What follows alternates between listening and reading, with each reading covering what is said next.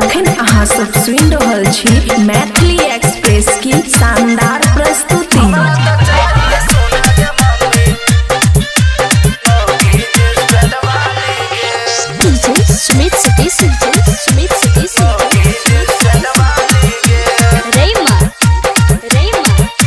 खुशी recording studio बलुआहा। नहीं करबो हम गाम वाली नहीं दे हाथ वाली गे, नहीं करबो हम गाम वाली नहीं दे हाथ वाली गे। हमरा तो चाही सुन गे मम्मी, हमरा तो चाही सुन गे मम्मी मौगी जींस पैंट वाली गे। हमरा तो चाही सुन गे मम्मी मौगी जींस पैंट वाली गे।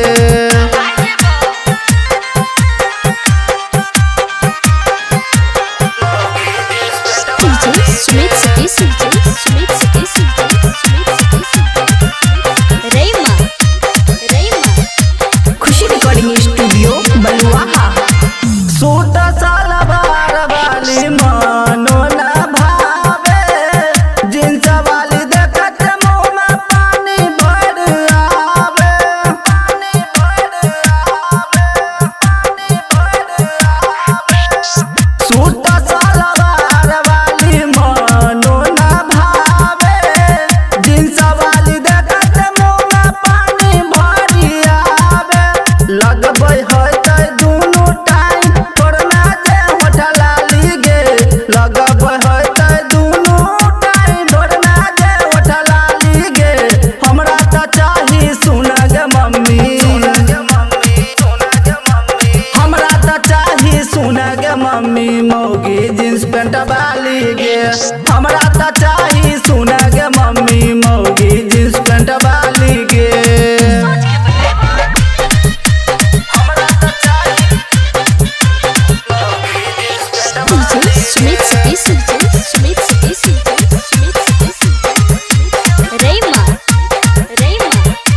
खुशी रिकॉर्डिंग स्टूडियो बलुआहा।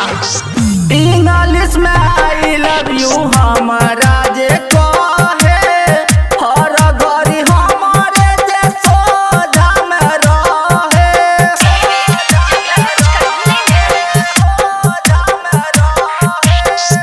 इंग्लिश में आई लव यू हमारा जे कहे, हर घड़ी हमारे जे सोझा में रहे। बबुआ राहुल राम परवेश के जने घर वाली गे, राकेश राहुल राम परवेश के जने घर वाली गे। हमरा तो चाही सुन गे मम्मी,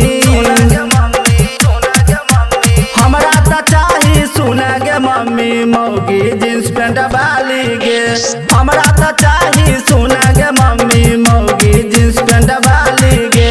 नहीं करबो हम गाम वाली नहीं दे हाथ वाली गे, नहीं करबो हम गाम वाली नहीं दे हाथ वाली गे। हमरा तो चाही सुन गे मम्मी मौगी जींस पैंट वाली गे। हमरा तो चाही सुन गे मम्मी मौगी जींस पैंट वाली गे। खुशी रिकॉर्डिंग स्टूडियो बलुआहा।